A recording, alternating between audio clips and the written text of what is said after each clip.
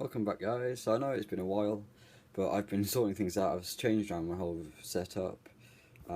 So this is what I've got now. I've got all the tools I use on the wall, 3D printer filament. I've got a new 3D printer that I've had for about 2 months now, and this thing is awesome. It was dirt cheap. It prints just as well as a college. We've got a 15 grand printer. This print bed here is actually larger than that. And yeah, I've also got new PC set up. Got a huge 20mm fan on the front of that, and that runs below 50 degrees all the time. But let's get back to this printer.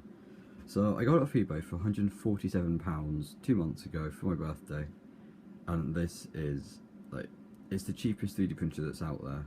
It's a kit, so you buy it in a box and you have to assemble it yourself. It only took me and a mate 2 hours to set up, but you can see that all these parts here. This is 3D printed, so is this piece back here and the other motor mount.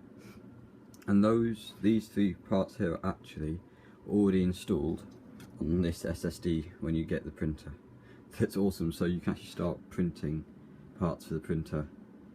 That's kind of creepy, but yeah. So in this video I'm just going to address this situation. So I first set it up, thought, yeah, I'll sort out the wiring afterwards. So I just checked that it worked. Yeah, so I never got around to this. So I really hope you guys enjoy the time lapse, and I'll see you in the next one.